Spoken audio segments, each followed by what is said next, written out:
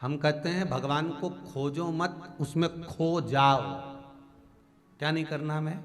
खोजना नहीं है, हमें क्या करना? उसमें खो जाना है। और अगर उसमें हम खो गए, भगवान में अगर हम खो गए, तो तुम्हें भगवान को खोजने की जरूरत नहीं पड़ेगी, भगवान तुम्हें खोजेगा।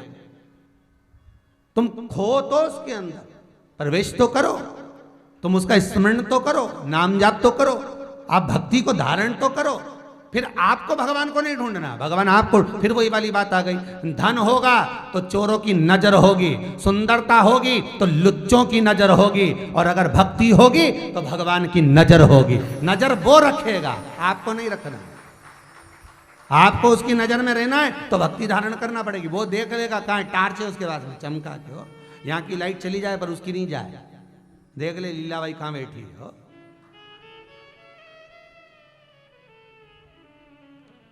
घने जंगल के अंदर प्रहलाद भजन करा, घने जंगल के अंदर ध्रुव जी महाराज भजन करे। भगवान को जाके कौन ने बताया था कि वो जंगल में जाके भजन कर रहा है? श्री जगत गुरु शंकराचार्य जी भजन करे, नामदेव, तुकाराम, मीराबाई, कर्माबाई, कहाँ कहाँ भजन करे। कौन ने जाकर भगवान को बताया कि जहर है इसमें, भगवान सही कर दो? कोई ने नहीं बोला, ना मीराबाई ने बोला, ना किसी ने बोला। वो तो जहर का प्याला आया, मीराबाई पीने लगी, उसकी आदत थी, भगवान को भोग लगा कर पीती थी, तो भगवान के सामने रख दिया, ले ठाकुर अरोगो। भगवान के बताओ, देख भी नहीं रही है कि जहर है, और क्या रो। और भगवान वो जहर का प्याला उठाकर भगवान ने अधरों से लगा लिया और दे दिया। मीराबाई ने उठाया, पिया, क्या हुआ?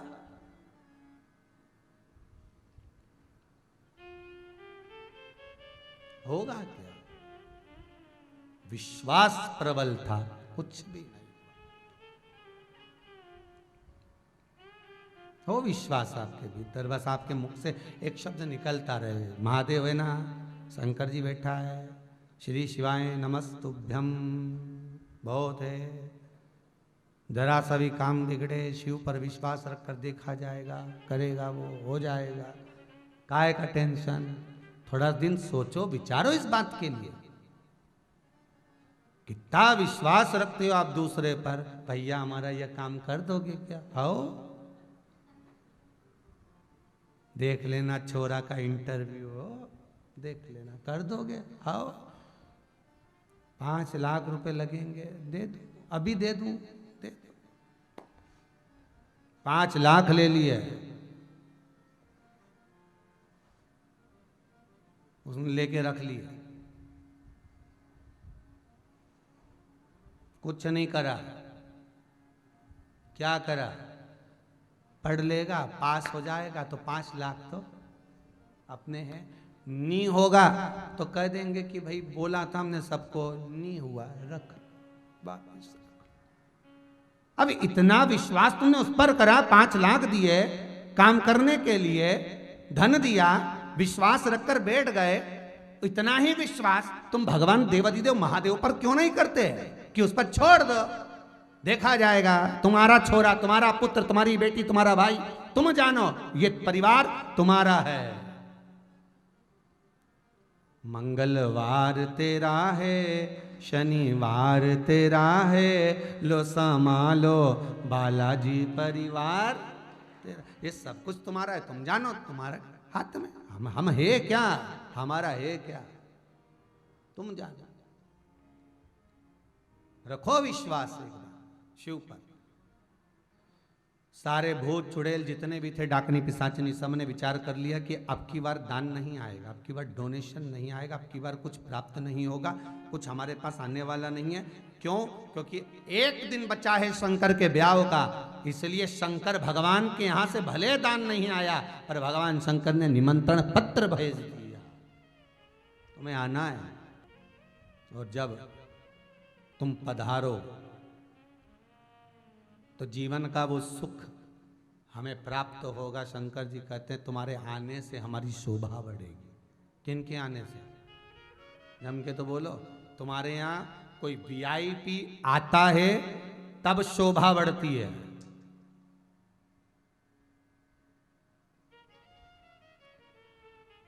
तुम्हारे यहां कोई वीआईपी आता है, आमदार, खासदार, विधायक, सांसद, मंत्री, फंत्री, ये आएंगे तब तुम्हारी शोभा बढ़ेगी। पर शंकर भगवान पत्रिका देते हुए कहते हैं भूत चुड़ैल से, प्रेतों से, कि तुम आओगे तब मेरे यहाँ की शोभा बढ़ेगी, और तुम्हारे यहाँ कहीं का एक आध ऐसा घुस जाए तो तुम्हारी तो शोभा घट जाए। जरा सा तुमने किसी को गरीबड़े को अगर निमंत्रण की पत्रिका दे दी और बेचारा वो गरीब भी आ जाता है ना पैसे वाले की शादी में, तो उसको ऐसे देखते हैं जैसे कहाँ से आ गया। सोचो किसी उसके आने से कई कई शादियों में बेचारा कहीं का भूखा व्यक्ति प्रवेश कर जाता है, होता है कई बार। पार्टियां चल रही हैं, बड़े बड़े रिसेप्शन चल रहे हैं, कहीं का भूखा बेचारा रोटी से मोहताज चले गया खाने के लिए, उसको देखते हैं किसका छोरा है, किसके साथ आया है, ध्यान दिया जाए। अगर अच्छी लगे तो एक बात जरूर कहूंगा, नहीं लगेगी तो भी कह ही दूंगा। आदत जो पड़ी है बिगर कहे रह नहीं सकता। एक नियम बना लो, तुम्हारे यहाँ अगर रिसेप्शन हो रहा है, शादी बड़े रूप में हो रही है, तो एक नियम थोड़ा सा बनाओ कि शादी के एक दिन पहले प्रयास करना कि अपने जितने वर्कर हैं, कर्मचारी हैं, मुझे बहुत अच्छा लगता है कि गुजरात का कोई भाई है हीरा फैक्ट्री वाला, वो हर दीपावली पर अपने जो वर्कर होते हैं उनको गिफ्ट जो देता, वो किसी को कुछ नहीं देता, पर उनको जो गिफ्ट देता है तो उनके जो वर्कर हैं वो गले लग लग के रोते हैं कि सेठ ने हमको कमरा बनवा दिया, सेठ ने हमको ये प्रदान कर। मैं आपसे केवल इतना कहूँगा, तुम्हारे यहाँ जो शादी हो उस शादी के एक दिन पहले तुम्हारे जितने वर्कर तुम्हारे यहाँ काम करते हो, जितने भी काम करते हो, और जितने पुराने काम छोड़कर भी चले गए हो, भले ड्राइवर हो, वर्कर हो, काम करने वाला हो, स्वीपर हो, कोई भी हो, और जितने भी तुम्हारे ठेले पर जाकर सब्जी खरीदते हो, सब्जी बेचने वाला हो, किराने की दुकान पर, अर्थात जितने भी हो जिसको तुम नहीं भी बुलाना चाहते, एक बार उनको बुलाकर एक दिन पहले भोजन कराने का प्रयास करना। जब वो दिल से दुआ देगा तो ऐसी पार्टियां तो तुम्हारे सामने ढेर लगी पड़ी। जब वो दिल से दुआ देगा, या प्रयास करना, इनको भी नहीं बुला सकते तो किसी अनाथालय वालों को बुला लीजिए और उनको बुलाकर अच्छे से भोजन कराना, क्योंकि बेचारे वो घर में जो खाते हैं वो दाल चावल खाते होंगे, जो अनाथालय में भोजन मिलता होगा वो पाते होंगे। जिस दिन तुम आदर से बुलाओगे, आदर से उनका तिलक करोगे, गले में माला पहनाओगे और प्रेम से जब बफेट का भोजन उनको पेट भर कर जिमाओगे, तो वो अनाथालय के बच्चे, वो वृद्धाश्रम के लोग, वो गरीब जन जब सुख का आनंद करेंगे तो उसका आनंद ही दूसरा होगा। पर प्रयास अपने को करना पड़ेगा। इन धनपतियों को खिलाओगे, खाने के बाद मन में सोचते हुए जाएंगे हराम कार है तो लूटा रहा। तुमने बहुत सारा पकवान बनाया, गुलाब जामुन बनाई, इमरती बनाई, भजिया बनाया, पकोड़ा बनाया, ढेर सारा आइटम बनाया, और गराड़ू भी तल दिए, छम्मक लड्डू भी रख दिए, पानी पतासा भी रख दिया ने, वो मीन क्या हो, हाँ वही समझ गए, बस वो रख दिया, और ना जाने वो कजन क्या क्या बगरा हुआ, नहीं बगर, हाँ जो भी है, तो वो रख दिया है, हाँ हाँ बोलो बोलो, काय का गंजा, अच्छा पिज्जा, हाँ ठीक है। तो जो जो चीज रख सकते थे सब रखा, ढेर सारा रखा। और इतना रखने के बाद भी एक धनपति अगर भोजन करता है तो 50 मिनट निकालता है। ऐसा कर दिया, ठीक है, बहुत आ रहा होगा, लुटा रहा है, हराम का भी तो आ रहा है। और अगर बहुत पैसे वाला व्यक्ति छोरे की शादी में खर्ची नहीं करे तो कंजूसड़ा है, छाती पे बांध के ले जाएगा, 4 तरीका मीठा बना, इतना सा बना, बता, अच्छा ज्यादा बना देता तो इसके बाप का कहीं जाता, कहीं छाती पे बांधेगा, एक ही औलाद तो खर्चा नहीं करा, बता, पानी पतासे में पानी ही नहीं, ऐसा पानी पतासा, बता, सारा पानी पतासा देखो जैसे सब कंजूसड़े की दुकान से खरीद के लाया, सब पचकी गया, ऊपर ऊपर की खोल तो गायब भी हो गई। गुलाब जामुन खाने गया तो गुलाब जामुन का ऊपर से गुल गायब, गठान गठान रह गई। अब के बताओ ऐसा भोजन मिल पाए? अब बहुत पैसे वाला अगर कम भी खर्चा करे तो लोग कहेंगे, ज्यादा खर्चा करे तो लोग कहेंगे। इसलिए अलमस्ती का जीवन जियो, कुछ ऐसा करो अपनी जिंदगी में कि दुनिया याद रखे, तुम्हारे जाने पर भी, तुम्हारे रहने पर भी याद करे, वो याद बना कर रखे हो।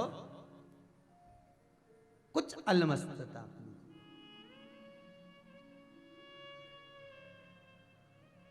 शिवरी नारायण की याद आई मेरे को।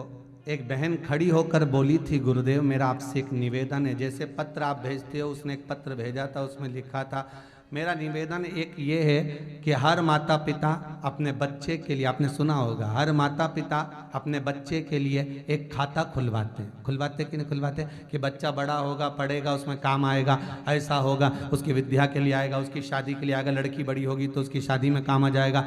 हर माता पिता अपने बच्चों के लिए, बेटा बेटी के लिए खाता खुलवाते हैं, एक बीमा करवाते हैं, एक एजुकेशन की एक रकम, विद्या की एक फीस जमा करते जाते हैं, पैसा जमा करते हैं जिससे बच्चा पढ़ेगा, लिखेगा, आगे बढ़ेगा।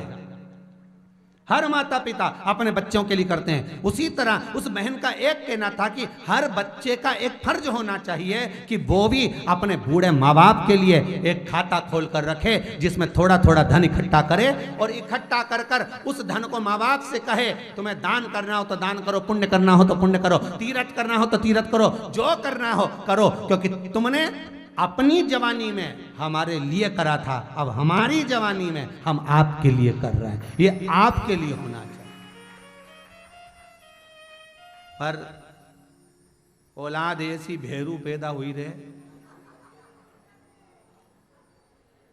देख लो भीतर से आवाज आ रही, नहीं करे। औलाद भी ऐसी पैदा हो रही है, और घाटा लगाकर ऐसा मुसद्दी लाल जैसा मुंह लेकर खड़ा हो जाता। पापा कहते बोल बेटा, मर जाऊंगा तो बाप के मैं सब बेच दूं पर मत मरे, ले ले। और रखा रखाया औलाद को दे दिया, कछु नहीं बचा। अब पिता भी सोचे हरिद्वार में कुंभ का मेला भराया, तीर्थ करने जाना है, रुपया नहीं, कहाँ से जा। तो सोचे अब हरिद्वार नहीं जाऊं तो यहीं सीहोर ही चले जाऊं, एक ही जगह पे सारा धाम बसा है, यहीं चले जाऊं।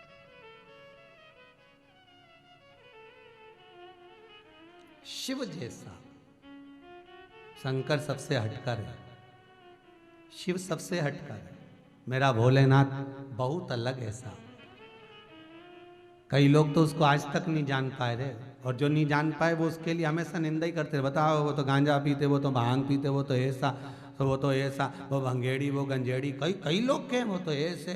और अभी कहीं का ना कहीं का, अभी शिवरात्रि आएगी फिर कहने बैठ जाएंगे वो तो शंकर जी ऐसा, भोलेनाथ जी वैसा, तो कि वो गांजा पिए, वो भांग पिए, वो ऐसा करे, वो वैसा करे। तो ये लोगों की गलत सोच है। शंकर से पूछो कि तुम नशा करते हो? नहीं, राम नाम और कृष्ण नाम के नशे में जो डूबा रहता है उसे नशा करने की जरूरत ही नहीं पड़ती। जैसे आप भगवान शंकर की कथा का ऐसा नशा करते हो, ऐसा नशा करते हो कि इतना श्रद्धा चैनल पर कथा आ रही है, हर जगह जगह टीवी पर कथा चल रही है, टीवी चैनलों पर आ रही है, हर जगह पर आ रही है। उसके बाद भी मोबाइल पर 18 से 20 हजार लोग तो भी लगातार कथा देख रहे हो। तो ये तुम्हारा प्रेम नहीं तो शंकर की कथा का नशा ही नहीं तो और क्या है? ये शिव की कथा का ही तो नशा है जिसमें डूबे हुए हो।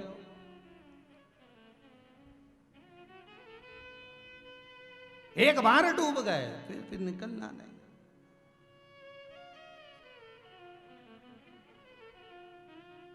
अलमस्त होकर कथा का रस तत्व धारण करो, शंकर का अनुमोदन। एक उपाय भी करना तो विश्वास रखकर करना। अगर कमर में जड़ भी बांध रहे हो संतान के लिए तो विश्वास रखकर बांधना हो।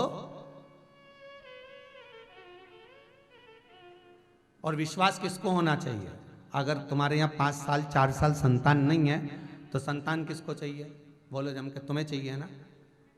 तुम जड़ किससे बुलवा रही? मम्मी ले आना हो, मैंने कथा में सुनी थी एक महाराज की, हो ले आना। विश्वास थोड़ी ना है। वो तब इतना डॉक्टर उनके दिखा लिया, अब डॉक्टर ही हार गया तो अपन कहीं करे रे है?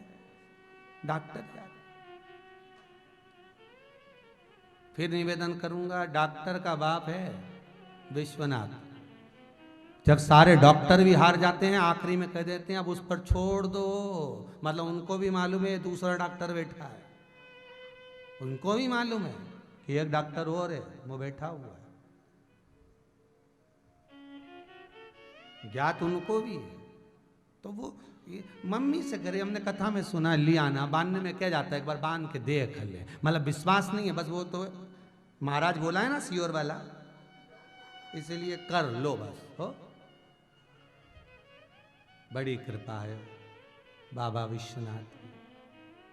ऐसा नहीं है, अगर आपको जरूरत है तो आपको करना है, आपको लाना। पति से कहो चलो मेरे साथ अपन शंकर के मंदिर में जाकर तुमरुका जी का नाम लेकर, जब डॉक्टर के यहाँ जाते हो तो दोनों साथ ही तो जाते हो, फिर शंकर जी के मंदिर में अकेली पत्नी को क्यों भेज दिया कि तू जड़ी घुमा के ले आना, या पति को भेज दिया तू घुमा के ले आना, मैं बांध लूंगी। क्यों डॉक्टर के पास गए तो दोनों, और अच्छे अप टू डेट बन के ऐसे बढ़िया पल्लू वल्लू लेके, और कुर्सी पे बैठ गई उनके साथ में, और बढ़िया बैठ के, और डॉक्टर साहब के सब सुनाया, एक बोला कि नहीं बोला, सही बोला, सब बताए कि नहीं बताए, डॉक्टर साहब ऐसा हो गया, डॉक्टर साहब ऐसा हो गया, हमने तो सब इलाज करा लिया ना, फिर भी छोरा छोरी पे जन्म ही नहीं ले, अब कहीं करे। तो जैसा तुमने डॉक्टर को बताया, विश्वनाथ से कहा कभी ऐसा जाके, विश्वनाथ देखो जी हम सब दूर से हो जाए, सारे डॉक्टरों को दिखा लिया, सबसे कह दिया, अब तेरा ही सहारा है भोलेनाथ। वो सियोर वाला महाराज बोला था, कथा में सुना था, अब हम तो नहीं जाने, परंतु हम तो तुझे जाने, हमें सियोर वाला महाराज से कोई मतलब नहीं, हम तो तुझे मतलब है। और शंकर जी सब कहते दिल की बात एक एक, जैसे फोन पे कह नहीं, बस ऐसी ठीक है क्या, और दिल से एक बार कह दे, फिर शंकर नहीं सुने तो बात दूसरी। बाबा भी तो चाहते हैं कि मेरा भगत अलमस्त आए मेरे पास, वो कहे ना जी भर के देखा ना कोई बात की, बड़ी आरज़ू थी मुलाकात की। अब गए उसके दरवाजे पर, वो कुछ बोल ही नहीं पाए, बस तुम रुका तुम रुका तुम रुका तुम रुका। पंडित बाजू में बैठा था, वही चक्कर खा गया, कौन सी विद्या कर रही, तुम रुका कैसे तो कमर में बांध ले, हे भगवान।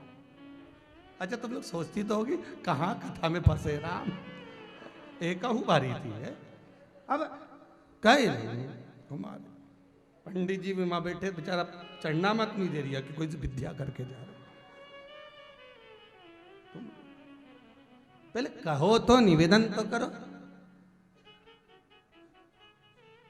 डायरेक्ट डॉक्टर के यहाँ गई और स्ट्रेचर पे सो गई। डॉक्टर पूछे हुआ क्या, तो डॉक्टर ही चक्कर में पड़ गया, चल के आई और सो गई। तो डॉक्टर ने उसके पति से पूछा भूतनी तो नहीं लगी, ठीक है कहीं हवा मवा लग गई हो तो बता दे, कि हो सके कभी कभी ऐसा भी हो जाए तो बता, इसको हुआ क्या। आई और चल के सो गई, कहीं नहीं बीमार है तो बात करने आई, तो बात करने इनंग बैठे कि उनंग सोए, बस शंकर जी के मंदिर में गई और चढ़ान मत लगी, तुम रुका तुम रुका तुम रुका। शंकर जी भी सोचे ना बोली ना चाली, कुछ भी नहीं बोली वो तो बस। पार्वती जी भी पूछी आई थी क्या के गई, तुम रुका बोल गई, और कुछ नहीं बोल, कहीं नहीं, ना बोली ना चाली ना कुछ बोला, गई वो तो। अब के सियोर वाला महाराज से मिलने आई तब बोली हमने तो बांधी। अच्छा फिर बस 2.5 महीना हो ही गया,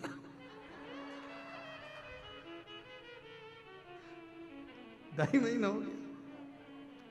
अच्छा ये बता जड़ कौन लाया था, डोकरी, और जड़ डोकरी लाई बांधी तू। हर भोले हर हर, अरे भोलेनाथ शंकर के भगत सही में शंकर ही है महाराज। अरे विश्वास रखकर, हमें भूख लगी है हम करें, तुम खाओगे तुम्हारा पेट भराएगा, हम खाएंगे हमारा पेट भराएगा। कोई उपाय अगर हम कर रहे हैं तो हमारा होना चाहिए। शंकर भगवान अगर किसी को बुलाए तो ये कहकर बुलाया है भोलेनाथ ने कि तुम्हारे आने से हमारी शोभा है। हम धन वाले को बुलाकर कहते हैं तुम्हारे आने से हमारी शोभा है, शिव कह रहे हैं इनको बुलाने से मेरी शोभा है। क्या होगा इनके आने से, तो कहा बस शोभा बढ़ेगी।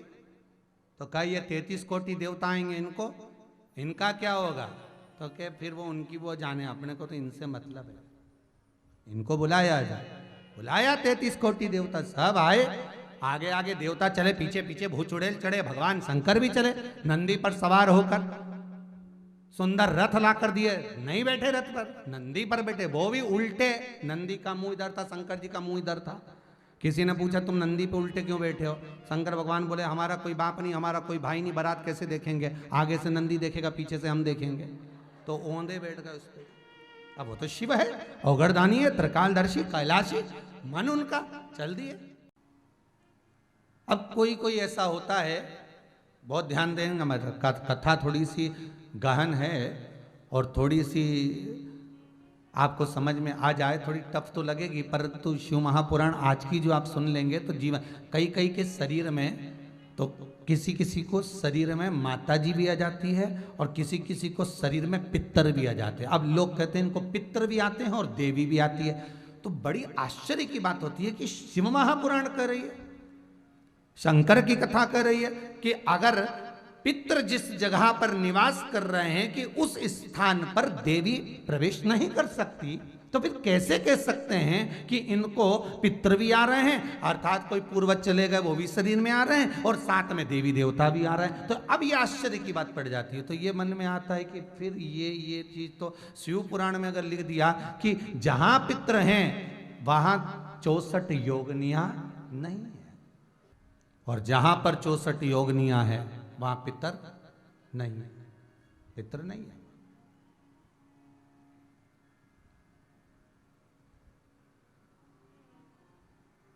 एक छोटा सा उपाय,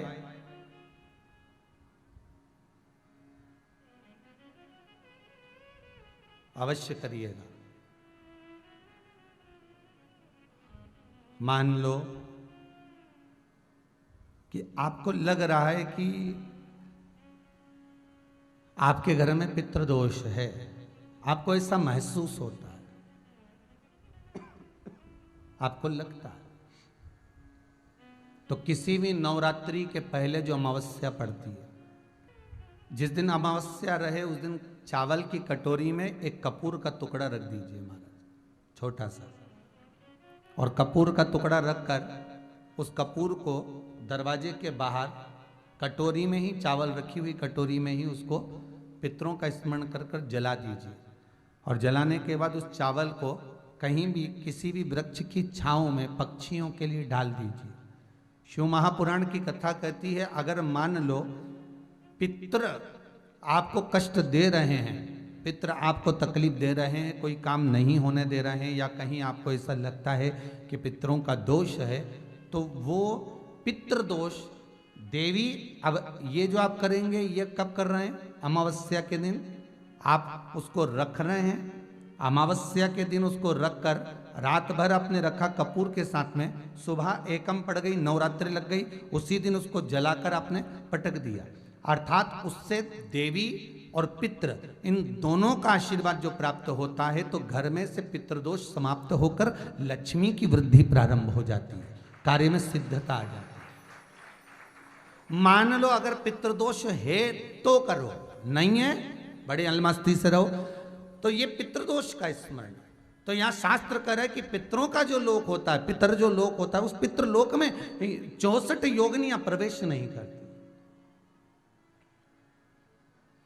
अच्छा, आप लोगों को मालूम होगा जिनके यहां पर देवी जी बैठती है या कलश की स्थापना होती है आप लोगों में से कौन क्या होती है? कलश की स्थापना होती है, देवी जी बैठती है या जवारे बोते हैं, अभी नहीं बैठते, बोते होंगे जब तो बोते होंगे, बड़ी देवी जी में या छोटी देवी जी में तो कहीं कलश रखते हैं, जवारे बोते हैं, कहीं कहीं पर फोटो रख देते हैं, कहीं कहीं पर ज्योति जला देते हैं। तो एक नियम आपने देखा होगा कि आपके पूर्वज क्या करते करते हैं कि घर में जरा सफाई करो, फिर हमारे यहाँ उस समय पर चूना चलता था तो चूना पुदवा देते थे, ढिग लगवा देते थे, गोबर से लिपवा देते थे, जहां पर माता विराजमान होती थी उस कमरे को पूरा साफ किया जाता था, पूरा पोता जाता था, भले दिवाली बाद में आती थी पर पहले उस कमरे को पोत दिया जाता था, उस कमरे को साफ कर दिया जाता था जहां देवी विराजमान होने वाली है। क्यों? उसका कारण होता था क्योंकि उसके पहले पितरों का भाव उस जगह पर होता था, क्योंकि 16 दिन तक 16 सरात के पितर वहां निवास करते थे, वो जाएं उसके बाद हम लोग उसकी सफाई कर दें, क्योंकि जहां पितरों का वासा है वहां पर देवी का वासा नहीं होगा, प्रवेशता नहीं कर पाए। भगवान शिव कह रहे हैं कि पितृलोक में मैं स्वतः जाऊंगा और मैं जाकर निमंत्रण पत्रिका उनको प्रदान करूंगा। उनको निमंत्रण मैं दूंगा। ठीक है। भूत भावन भूतेश्वर शंकर भगवान जब गए पितृलोक में तो जितने भी पितृ थे वो सारे के सारे आदर से खड़े हो गए और खड़े होकर भगवान शंकर का स्तवन करने लगे। तो बाबा भूत भावन भूतेश्वर हाथ जोड़कर पितरों को निमंत्रण देते हुए कहते हैं कि आप एक निवेदन मेरा स्वीकार करिए कि जिस जगह पर मुझे हल्दी का लेपन होगा, जहां पर मैं प्रवेश कर कर जिस मंडप के अंतर्गत बैठकर हल्दी का लेपन करवाऊंगा, या गौरा पार्वती जिस मंडप के नीचे बैठकर वस्त्र धारण करेगी, अखंडता धारण करेगी, मंगल विवाह होगा, निवेदन है कि वहां पर मेरी 64 योगिनियां भी पहुंचेंगी। इसलिए आप एक दिन पहले ही मंडप के अंदर प्रवेश कर जाएं और उस मंडप में अपना भाग ग्रहण कर कर वापिस चले जाएं। इसलिए हिंदू धर्म की रीति है कि जब हमारे यहाँ मंडप लगता है तो उस मंडप में पितरों की पूजन आज भी होती है। कितने लोग हैं जिनके यहाँ होती कि नहीं होती? हाथ उठाओ जरा। होती है ना?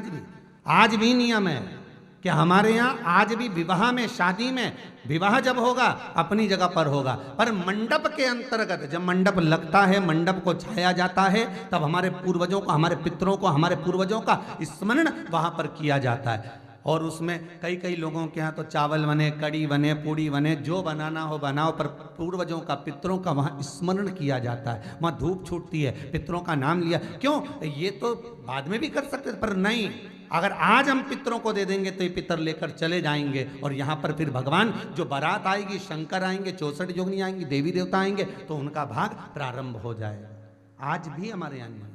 अच्छा, कई लोग पूछते हैं कि मंडप में पितरों का क्या काम है, तो उसकी कथा यहाँ शिव महापुराण कर रही है कि शंकर के ब्याह से जोड़ी गई।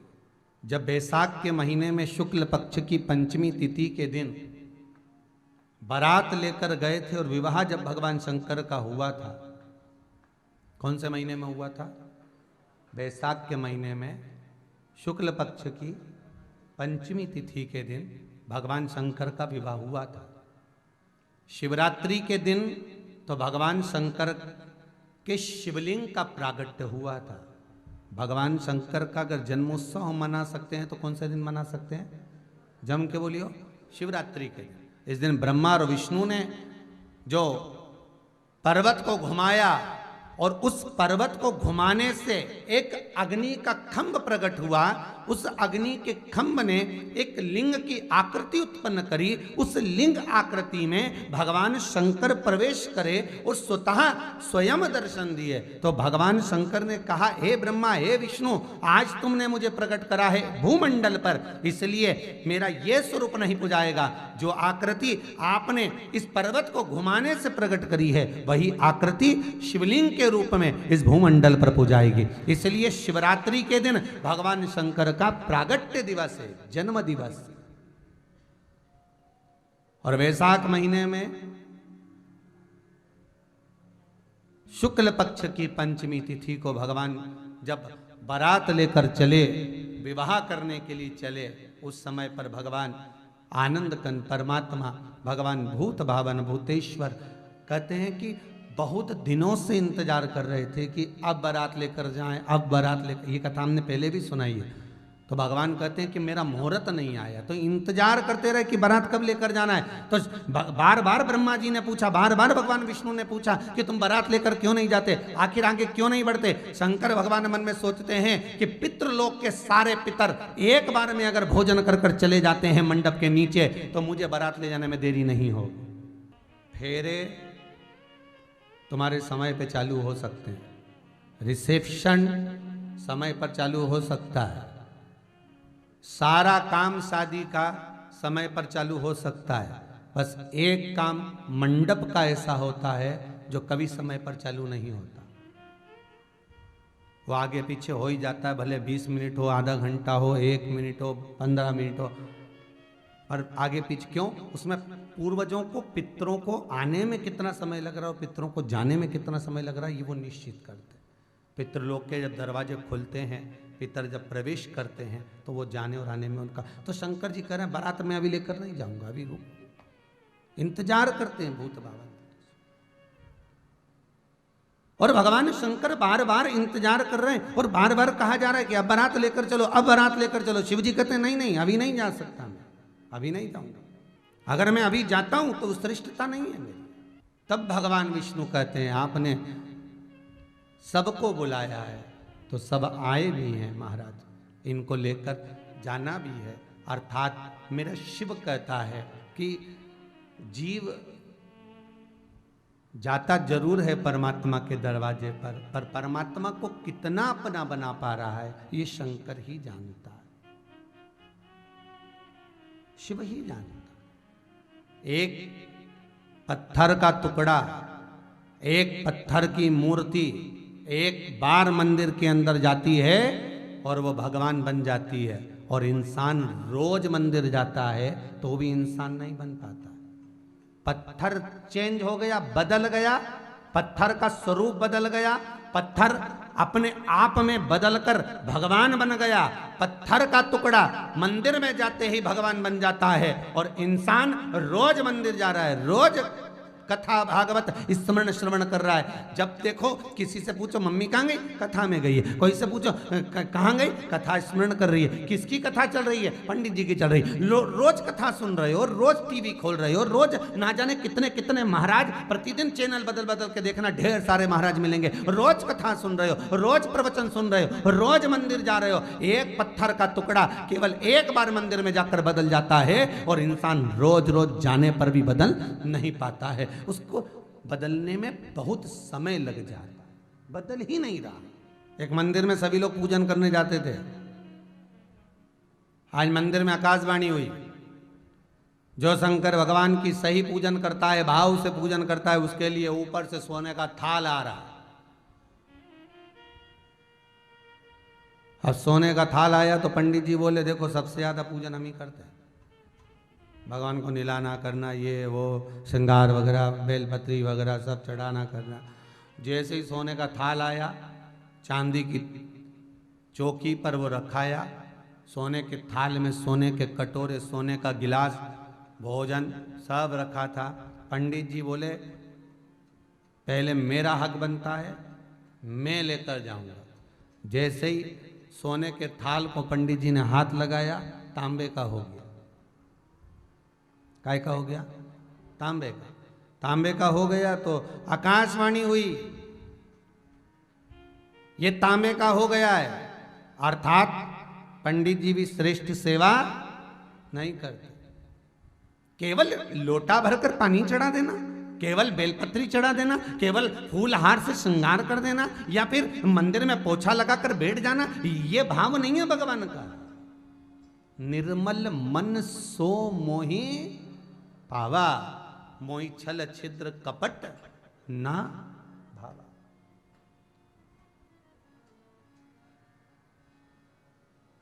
दो घंटे से बैठी भगवान का श्रृंगार करने, मस्तक पर मलिया गिरी चंदन ऐसा तिलक लगाया, मोर मुकुट कानों में कुंडल ऐसा मुकुट सजाया। 2 घंटे से बैठी है, अब ना जाने कौन सा काम लेके बैठी थी, गुस्सा बहुत आ रहा है, अंदर से कुड़े जा रही और श्रृंगार करते जा रही। भगोनी दूध की गैस पर रख दी और पूजन करने बैठ गई। पंखा चालू कर दो जरा, देखो तो, अरे सुन रहे हो, हाँ बोलो, पंखा चला दो। पति बोल रहा भगवान को ठंड लग जाए।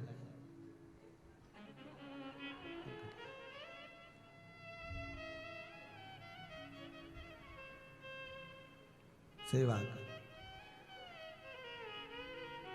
किसी का फोन आया, बात कोई कर रहा है, कान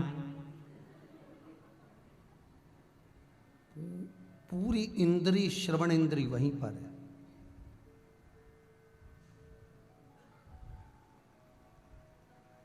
अपन सबकी कथा है, किसी एक की नहीं है। श्रवण वही सेवा हम करते हैं। पंडित जी बोले हम मंदिर सजाते हैं, हम भगवान का श्रृंगार करते, हम जितना करते कोई नहीं करता। सोने का थाल हमारा होगा, हाथ लगाया तांबे का हो गया। सबने कहा पंडित जी हटो यहाँ से। एक बोले कि मैं रोज मंदिर आता हूँ, बाल्टी में पानी कुएं का मैं ही खींचता, लोटा भी मैं ही रखता, मेरे ही पानी को सब चढ़ाते। भगवान देखना ये सोने का थाल मेरा होगा। फिर सोने के थाल को उस व्यक्ति ने हाथ लगाया तो तांबे का हो गया, फिर तांबे का हो गया।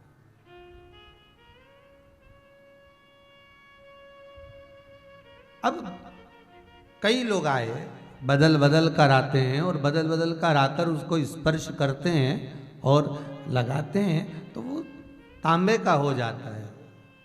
एक व्यक्ति ऐसा था जो केवल सोमवार की सोमवार आता था या प्रदोष की प्रदोष आता था, और यह भी पक्का नहीं है कि आता ही था, कभी कभी आता था, कभी कभी, और कभी कभी आता।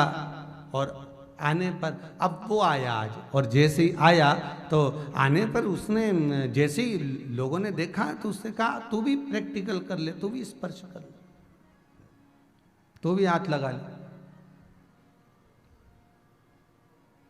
लगा हाथ तो उसने कहा अरे मेरे को हाथ नहीं लगाना, मैं कोई भगत हूं क्या? यहाँ तो भगवान शंकर कह रहे हैं कि जो छुएगा अर्थात जो मेरा भगत है और हृदय से जो भगत है बस वही इसको ले जा सकता। तो उसने कहा तुम लगाओ। तो कहे मैं कहाँ का भगत, इतने सारे बैठे, तुम लगाओ, मैं क्या लगाऊं? नहीं लगाना पड़ेगा।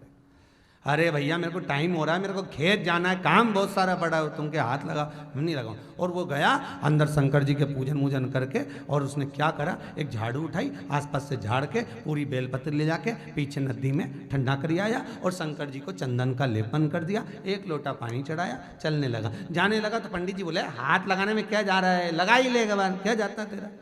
अरे इतने सारे भगत बेटे, उनका नहीं हुआ सोने का थाल तो मेरा क्या होगा? फिर भी कोई नहीं माना, लगाने में क्या जाए, उसने लगा दिया तो वो सोने का थाल सोने का ही बना रहा, सोने का ही बना रहा, वो तांबे का नहीं हो पाया। अर्थात शिव महापुराण की कथा कहती है मंदिर हम भी जाते हैं, आराधना हम भी करते हैं, भक्ति हम भी करते हैं, स्मरण हम भी करते हैं, पर उस स्मरण का एक निर्मल स्वभाव हमारे भीतर प्रकट होना चाहिए। भगवान को पाने का एक कुछ तरीका, भक्ति का एक स्वरूप हमारे भीतर हो तो सुख है। और केवल अगर हम दिखावे की भक्ति धारण करें तो उसमें सुख का भान नहीं होगा, उसमें आनंद का भान नहीं हो सकता महाराज, उसमें आनंद की अनुभूति नहीं हो सकती।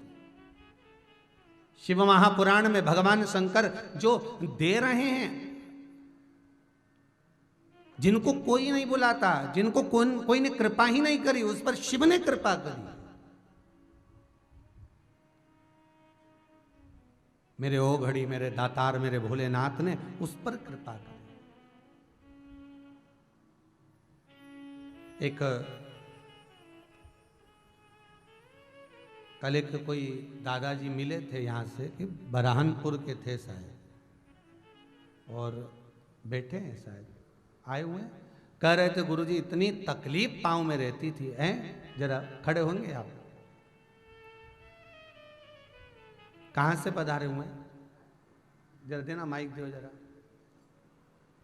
कल कह रहे थे गुरुजी पाँव में इतनी तकलीफ रहती थी, इतना कष्ट था। हाँ जी, कहाँ से आए हुए हैं? बरहानपुर। क्या नाम है आपका? राजा राम पाटिल। राजा राम जी पाटिल। बरहानपुर में कहाँ रह रहा है? मैं एक्सरे टेक्नीशियन था। क्या थे? सरकारी अस्पताल में एक्सरे टेक्नीशियन। एक्सरे अभी रिटायर हो गया। रिटायर हो गया। क्या प्रॉब्लम हो गई थी आपको? कमर और पाँव में बहुत दर्द था। कमर और पाँव में तकलीफ थी? हाँ, 3 सोमवार मैंने बेलपत्ती खाई, आराम हुआ उससे बहुत। अब आराम है पहले से? बहुत आराम है। बस बाबा की कृपा ऐसी ही बनी है। तो कह रहे थे गुरुजी मैंने भी हॉस्पिटल में सर्विस करी है और मेरे को, मैं एक्सरे करता था हॉस्पिटल के अंतर्गत, मेरे कमर में और घुटने में बहुत ही तकलीफ हो गई, पर सोमवार सोमवार बेलपत्र खाना प्रारंभ करा, जैसा बताया शिव पुराण में उसके अनुसार अब बाबा ने कृपा कर दी, ना कमर में दर्द है ना पाँव में दर्द है। उसका कारण केवल एक है, बेलपत्री वही है, बेलपत्र वही है, बस शंकर का स्पर्श हो गया और स्पर्श होने के बाद आपका विश्वास हो गया।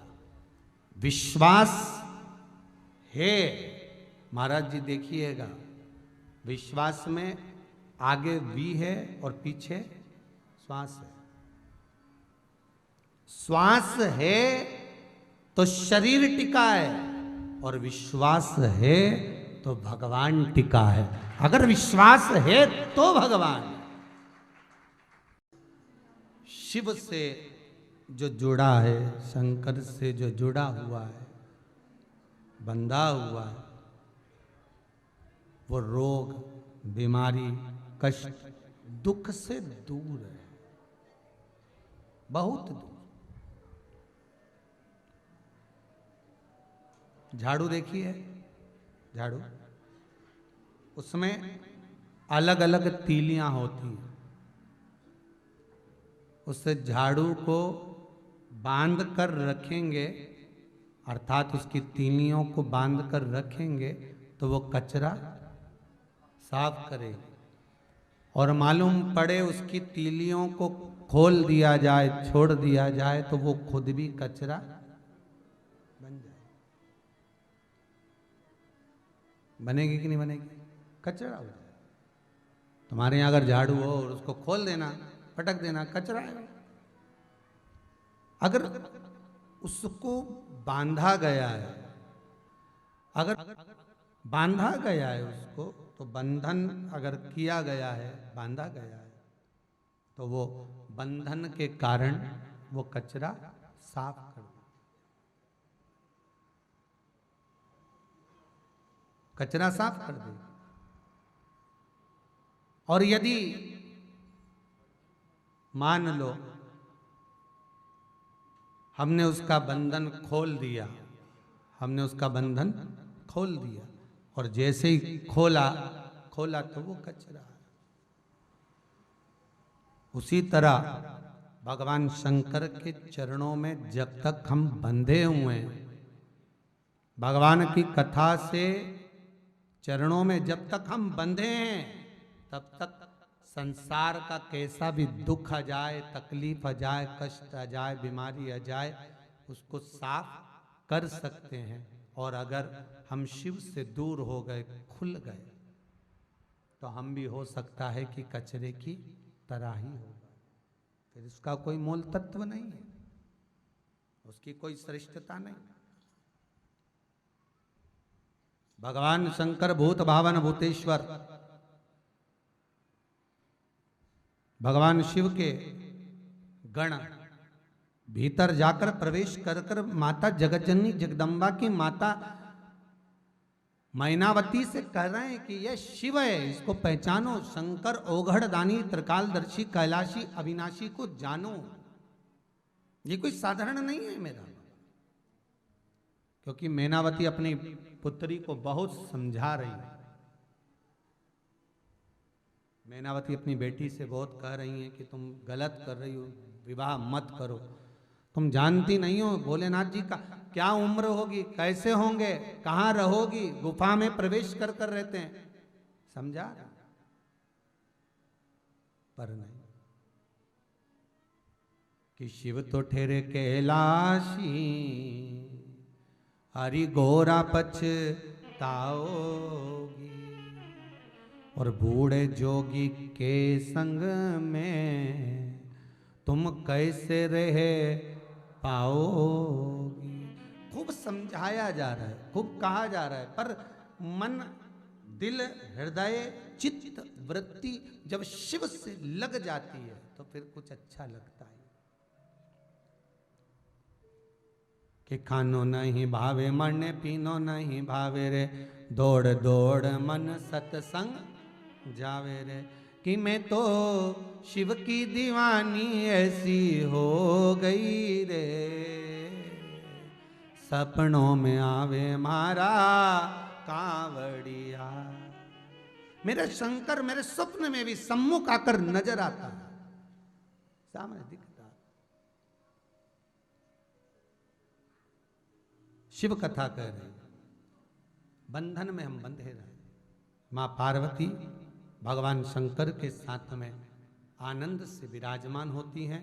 मंगल विवाह शिव और पार्वती का होता है। और ध्यान देना, केवल अकेले माता पार्वती जितनी साधना करी है, उतनी साधना उससे ज्यादा माता पार्वती की बड़ी बहन गंगा ने करी है।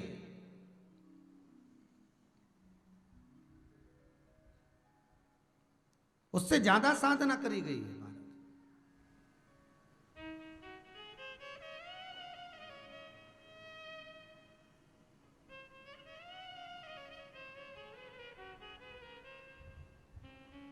जैसे कुंभकर्ण की धर्मपत्नी करकटी, जो पाताल में जाकर वासुकी नाग से पूछकर कहती है कि मैं आराधना किसकी करूं, क्योंकि अगर मेरे पुत्र को, मैं जानती हूं कि राक्षस प्रवृत्ति का पैदा होगा, राक्षस होगा, क्योंकि कुंभकर्ण का बेटा है, राक्षस होगा, पर इसकी गति सुधारने के लिए मैं चाहती हूं कि देवाधिदेव महादेव स्वयं इसके प्राणों को हरे, तो मैं जानू।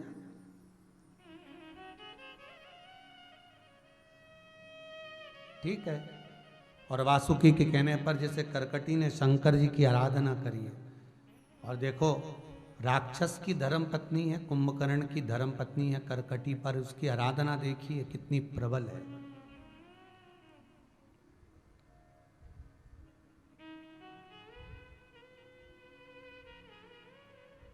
काट्य देश जहां की ये रहने वाली थी, भ्रमण कर रही थी। एक बार कुंभकर्ण जा रहे थे और कुंभकर्ण भगवान ब्रह्मा से वर प्राप्त कर कर जा रहे थे।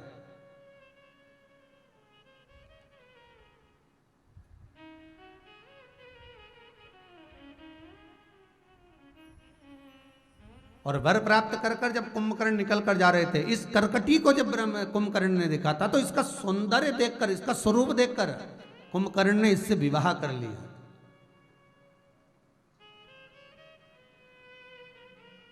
पर लंकेश को बताया नहीं था कि मैंने विवाह कर लिया, इसलिए इसको यहीं पर छोड़ गए थे। वही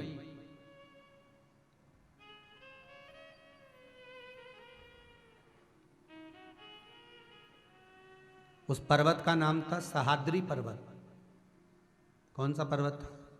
सहाद्री पर्वत, जिस पर कुंभकर्ण अपनी धर्मपत्नी करकटी को छोड़कर गए थे। और उस पर्वत पर करकटी अकेली रहती थी।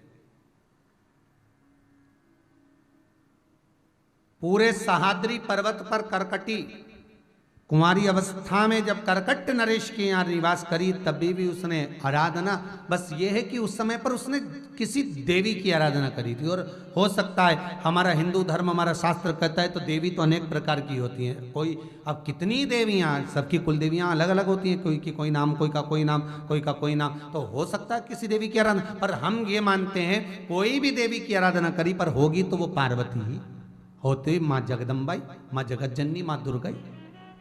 रूप भले अलग हो, स्वरूप भले अलग हो। आपको पहले भी कहा, शंकर भगवान की 51 धर्म पत्नियां पहले रही हैं महाराज। कात्यायनी, कुष्मांडा, उमा, चंद्रघंटा, महागौरी, ऐसे 51 धर्म पत्नियां होते होते जो 52वां अवतार है माता पार्वती का। ये कोई 51 अवतार पहले निकल चुके हैं, फिर 52वां। तो हो सकता है किसी की आराधना कर रही, पर करकटी अब जो आराधना कर रही है पर्वत पर, वो शिव की है कि मेरे गर्भ में जो बालक है वो पैदा होगा, राक्षस रहेगा, पर इसकी गति सुधर जाए।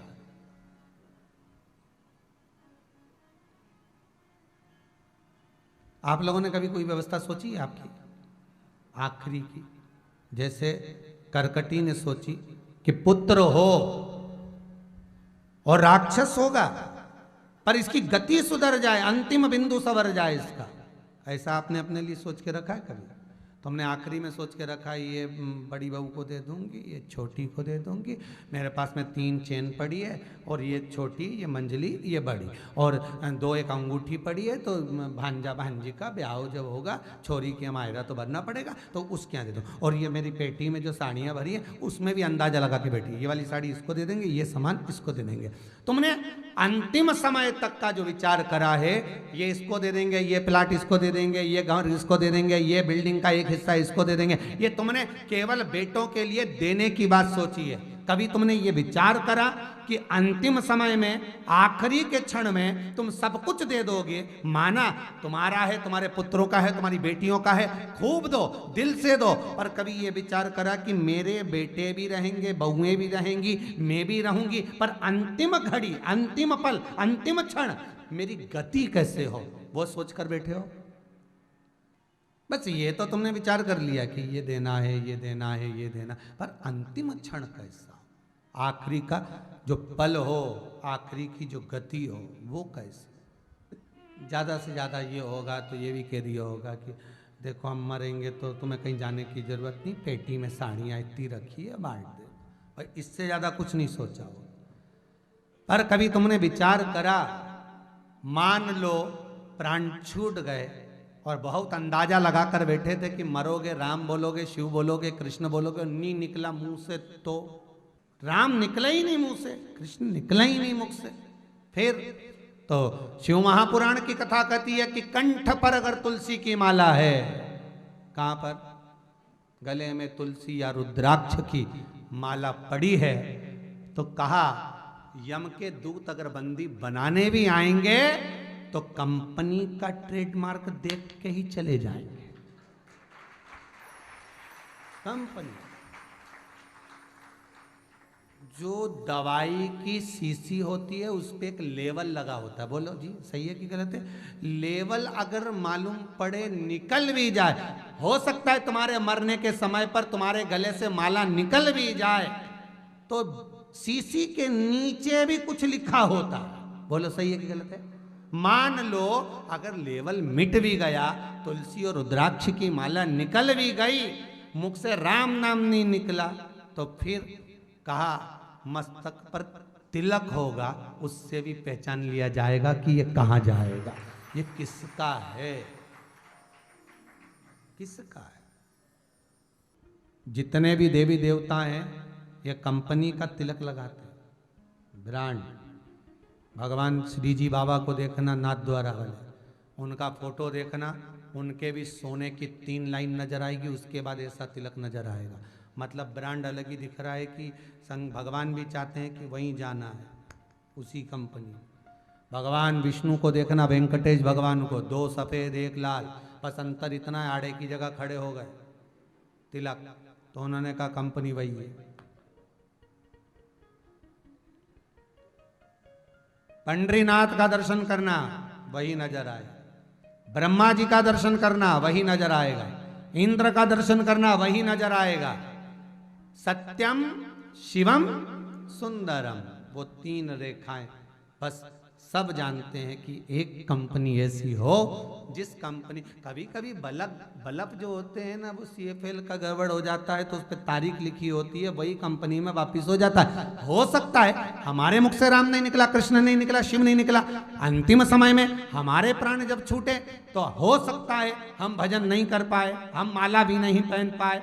तो अगर घट पर, मस्तिष्क पर तिलक होगा तो कंपनी की पहचान हो जाएगी कि हम कौन सी कंपनी में जाने वाले हैं, अंतिम बिंदु में हम कहां पहुंचने वाले।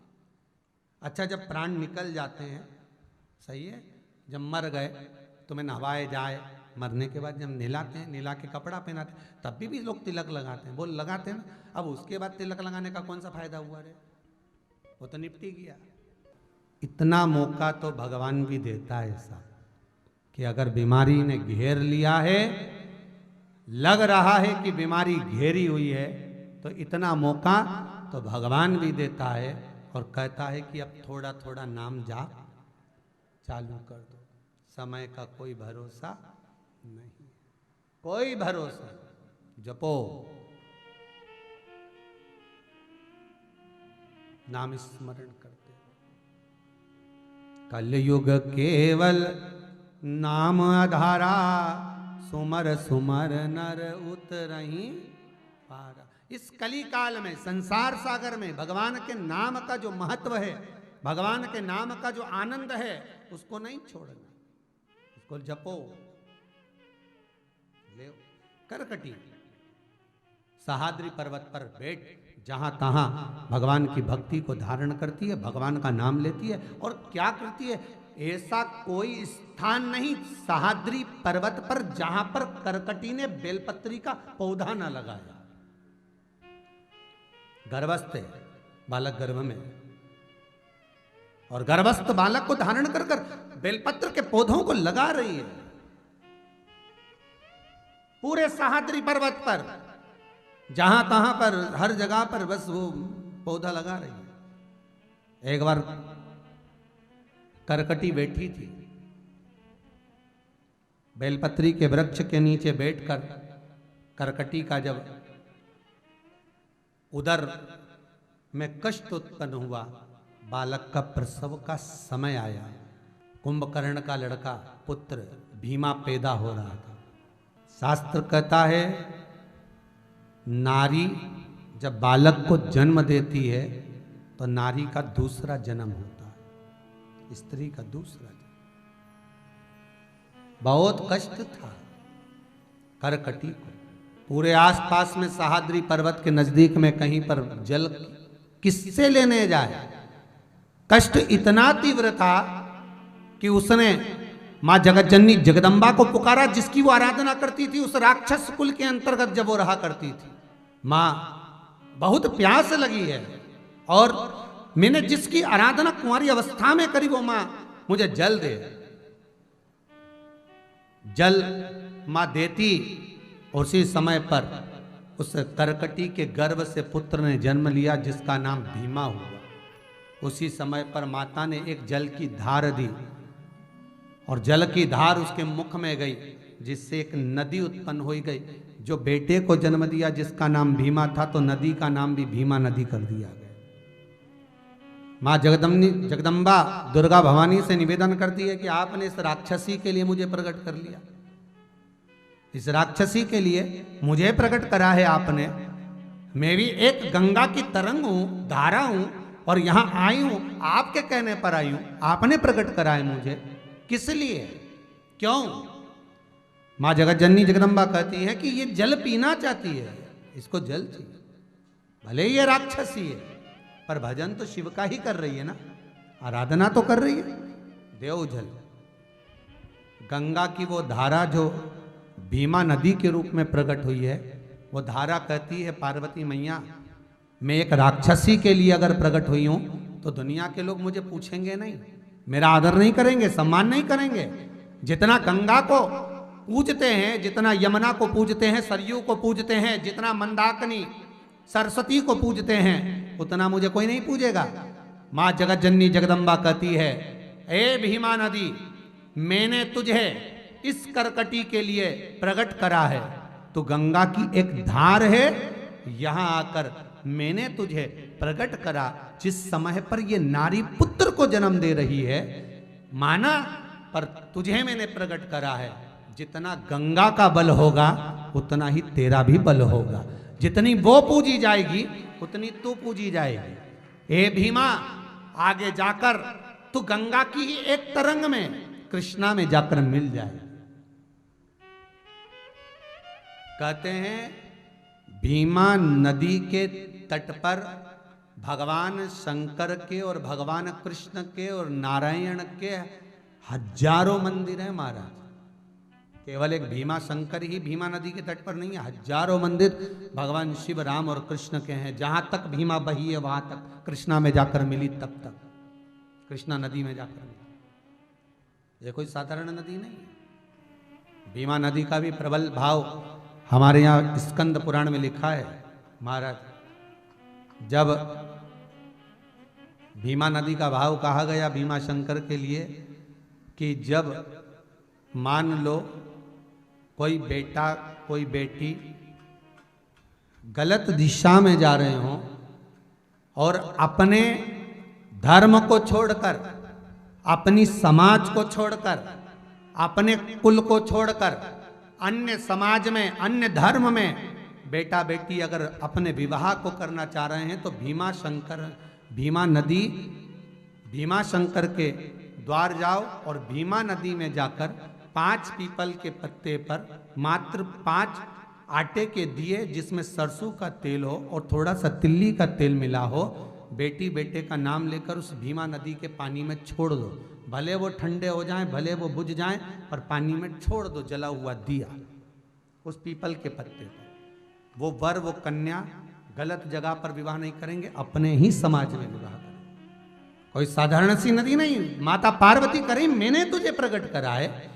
जैसे गंगा का वेग है वैसा तेरा वेग रहेगा, जैसे गंगा की प्रबलता है वैसी तेरी प्रबलता रहेगी। जितना गंगा को पूजा जाएगा उतना तुझे पूजा जाएगा। स्वयं गंगा तो भगवान का आवाहन करती है तब भगवान दर्शन देते हैं। तेरे दरवाजे पर तो स्वयं भगवान नित्य दर्शन के लिए आए। एक प्रयास करना, कभी मौका लगे आप लोग 12 ज्योतिर्लिंग का दर्शन करने जब जाएं, अभी जरूरत नहीं कि आप लोग जाएं, अभी ही चले जाएं, पर आप अगर जब 12 ज्योतिर्लिंग का दर्शन करने के लिए जाएं तो भीमा शंकर जब जाएं, प्रयास करना जब भीमा शंकर जाएं तो 31 बेलपत्र, 31 आखा चावल, 31 काली मिर्च, 31 लौंग मारा, 31 शमी के पत्ते ये एकाग्रित करें। एक पात्र में या दोने में उसको रख लें और जिस व्यक्ति को भारी रोग हो गया, बहुत प्रबल रोग हो गया, जिसका कोई इलाज ही नहीं हो रहा, उस व्यक्ति का नाम लेकर भीमा शंकर को छुलाकर वो सामग्री भीमा नदी में डाल दीजिए और रोग का निवारण होना प्रारंभ हो जाएगा। धीरे धीरे स्वास्थ्य में आराम लगना प्रारंभ हो जाएगा। भीमा मां पार्वती का कहने पर रोग का भी हरण कर लेती है।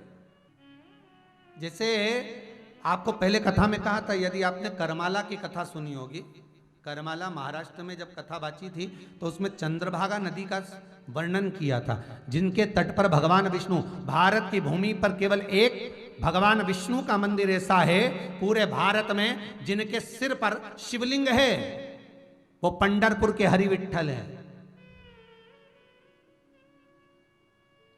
जिनको वारकरी संप्रदाय के लोग आषाढ़ी एकादशी पर विठ्ठल विठ्ठल पांडुरंगा कहते कहते पहुंचते हैं दर्शन के।